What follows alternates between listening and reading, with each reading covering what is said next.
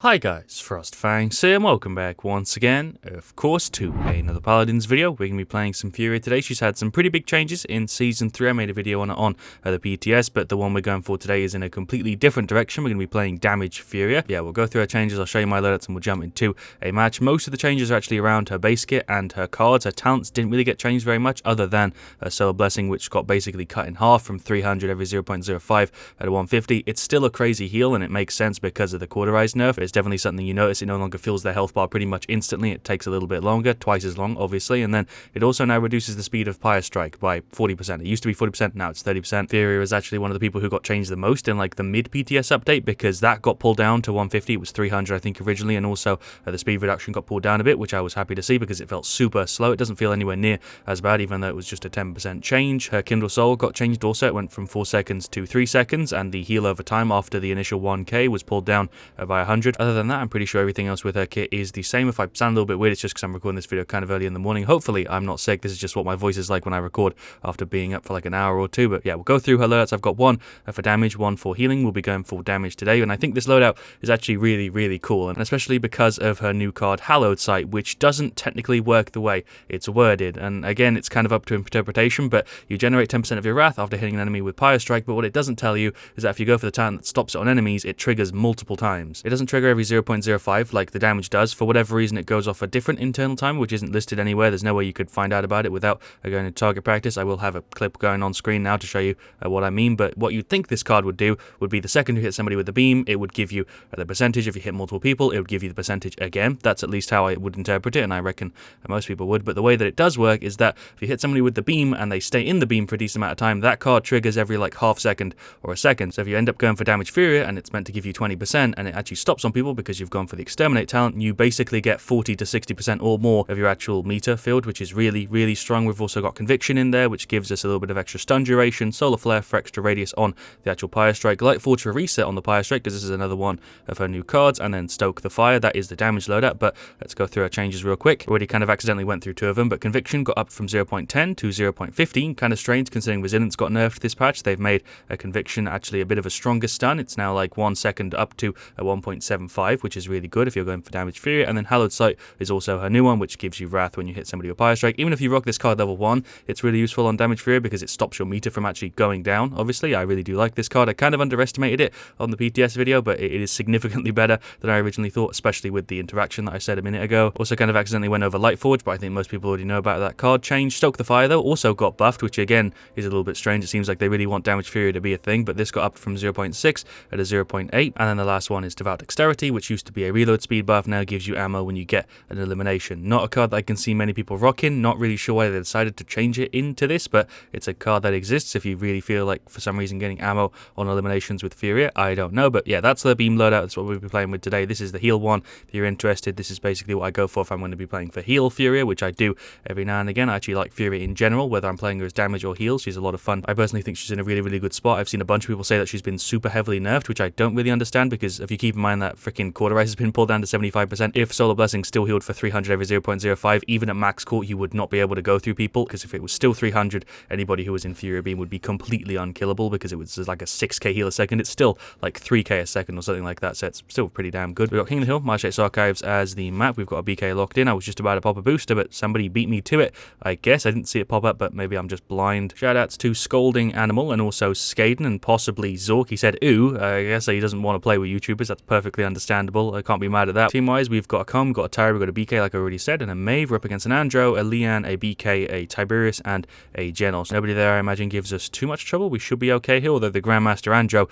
is a little bit scary, especially on Furia, who doesn't really have that much mobility. This might be kind of rough, but if we can get a stun on him, we should actually be able to kill him before he can do much to counterplay it. We'll, of course, go ahead and grab Exterminate, and then the loadout. For all talents, we've got Vortex Grip, Burn Monster, Raw Subject, up against Eminence, Luminary, Raw Subject, Predatory Instincts, Godslayer. I also didn't call that Cat Burglar for some reason. Obviously, this is also my first game for today. I don't know if that con is going to be off of the map. Indeed, he is. We'll throw a beam through there, maybe hit somebody. Oh, we hit BK. Cool. Thank you for the free kill. I'm going to F myself backwards. Did that give me reset? Yes, it did, but I'm still dead. Let's throw the beam over. Maybe I'll be able to hit the Andro who's on top. There we go. We actually just stopped him. Nice. One of my favorite things for sure about the beam is the fact that it just goes through all levels of the goddamn map. So if somebody's above you or below you, you will still hit them with it, which is really nice. I guess another thing worth pointing out with this is that it works really well with a team or solo. Honestly, it does really well in both situations. We just got a double with that beam for free. I didn't even hit anybody. That was literally just just the beam dealing tick damage. Always some unknown dudes level 100 carrying. Well, he's not really doing a great job considering we're winning, but shouts to Andrew, is actually playing really, really well. Sorry, Fangs, I don't know what he's really apologizing for. Sorry, I have failed you. I don't know what he's talking about. We're doing pretty well. We're actually winning by 20. I don't really know how he's saying that he's failed me, but sure, that is the Khan. Grip on the Tiberius through a wall somehow. I'm going to F away. Throw a heal there. Sadly, she did just die. We'll throw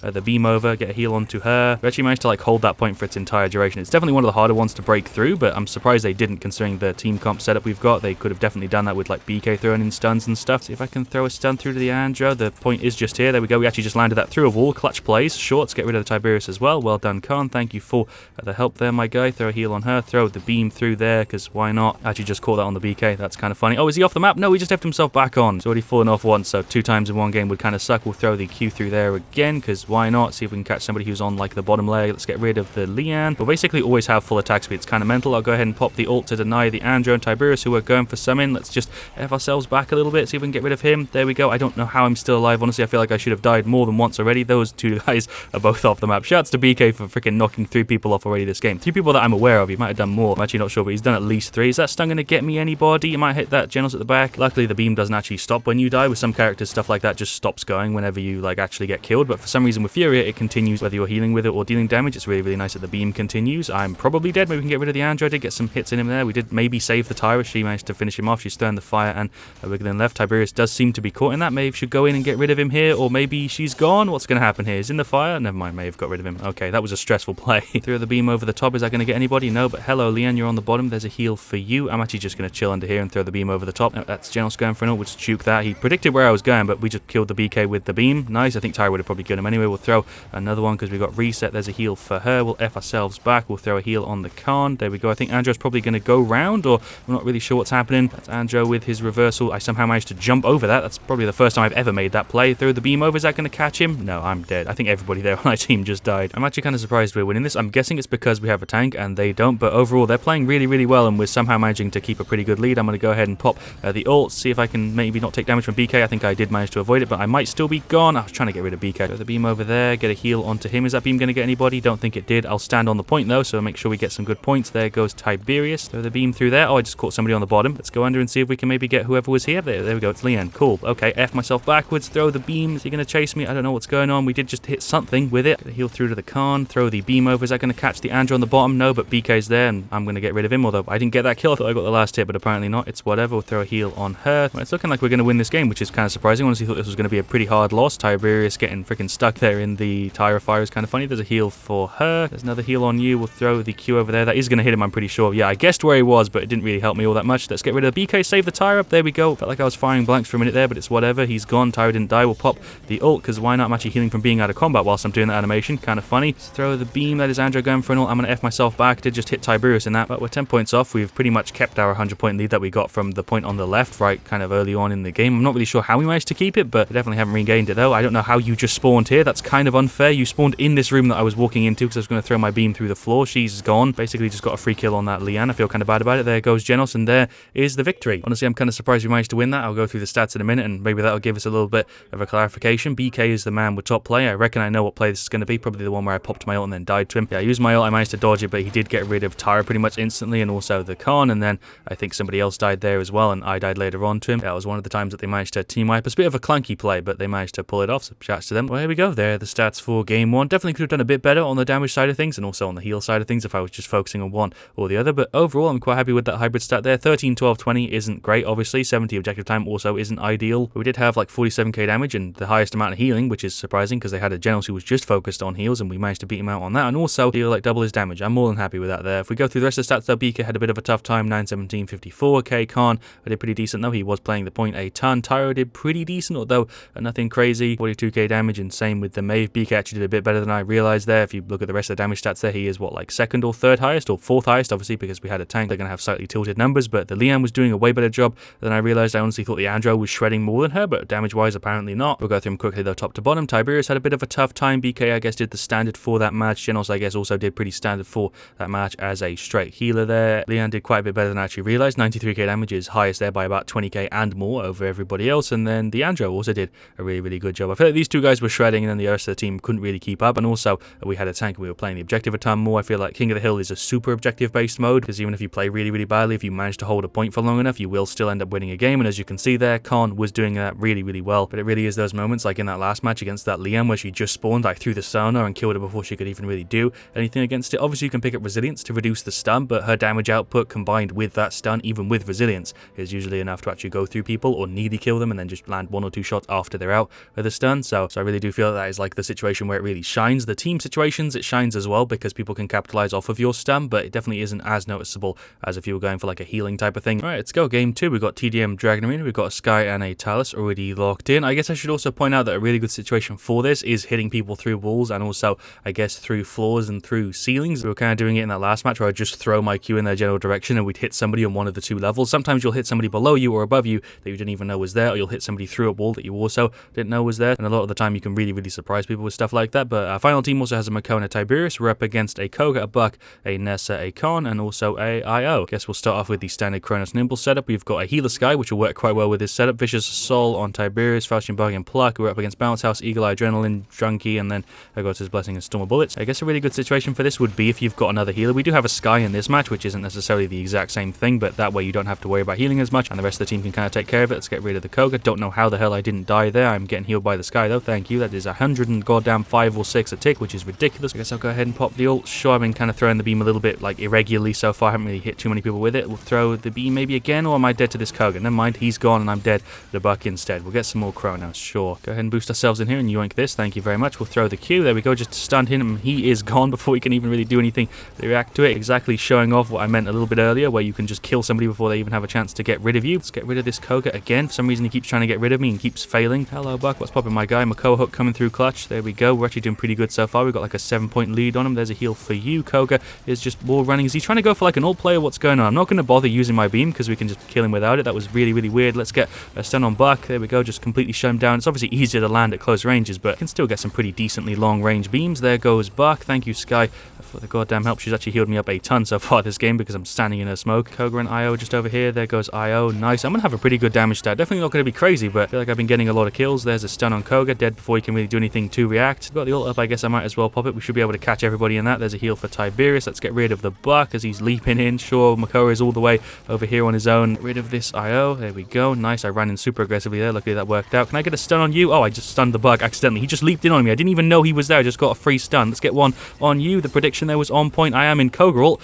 apparently, or it's just showing the effects on my screen for no reason. What the hell was that? Koga's all the way over here. There's no way I was in his ult. What? Well, we got rid of him and we managed to make a freaking huge lead. There's a stun for you to make sure you get hit by the freaking Sky Bomb. Yeah, forgot a name for a second there. There is the win. We managed to pull such a big lead at the end there. Not really sure how I managed to do it, but apparently I have top play. I did feel like I was doing better towards the end there. Maybe we'll do another TDM to end it off because that was a ton of fun there when I was actually landing my beam and stuff. But we got an assist on Khan. We went ahead and grabbed the ultimate. I think I popped the ult, or what happened? No, I stunned the Koga. I got rid of him. I think I got an assist on the Tiberius killing somebody. It didn't show their icon in the bottom right for some reason. Why was that top play? Why was that top play? That was like 2 assists and a kill. That doesn't make any sense, but sure. There's the stats for game 2. I shredded there. Jesus Christ. 14-3, 36k, and then 17k heals. We were beaten out on damage by like a tiny bit by the Buck and the Canessa by like less than 1,000, and also a Tiberius by about 2k, which I didn't even see. But still, I'm more than happy with how we did there, especially with that 14-3 stat. I had more healing than a healer. Well, I was going for damage, so I don't know if that's necessarily a fair comparison, but he was doing a pretty damn good job, and he nearly has as much damage as us, so shouts to the Sky there. He did a pretty damn good job. He did save my ass a bunch of times there. Tiberius also did a really good. Talus, I didn't notice that much, but he definitely wasn't doing badly, and Makoa, I guess, could have done a little bit better. 17k damage, 25k shielding isn't great, but he did get some good hooks in there, so shouts to him. On their side, Canessa spent most of the game just sitting at the back. She went 7-5, 37k, not bad, but also not crazy good. The IO had a bit of a tough time when we started to focus her. At the start, she was doing pretty good, but I think towards the end, as she fell off a little bit, and Buck also was probably on the same sort of thing there, 8, 12, 37k. He was a pain in the ass at the start, and then the team kind of learned to deal with him a little bit better, and he started to fall off. Khan, guess, did a little bit under average for that match, and then Koga did pretty standard 30k. We did get a bunch of kills on him there, and he only has 4 kills, 7 assists. I think overall there we were just a more put together team, and that felt surprisingly try hard for a freaking TDM on Dragon Arena. So yeah, there we go. That is the new Damage Furia. I also just realized right now that I'm using 4 like new / buffed cards. Stoke the Fire got buffed, Conviction got buffed, Hallow Sight is new, and Lightforge is new. That's really weird to think about because the Healing Loadout is basically the same. It's got like the same cards in it nearly, with like Burning Oath. Lightforge was obviously changed, but it's still the same card. Solar Flare was the same, Light Dawn is the same, and Inner Fire is one that I just changed, but it's kind of a filler card more than anything else, whereas this one got buffed and then buffed again, and then it also got a new card that you wouldn't rock before, obviously, and then also another new card that you wouldn't have rocked before. I think I did a pretty good job of showing it off, especially in that second match there. We got some really, really good free kills. Yeah, I hope you have enjoyed today's video. I certainly have. Thank you so much for watching. Of course, leave a like if you have enjoyed. Let me know also what you want to see me do next. I'll see you all very, very soon. And as always, stay frost there.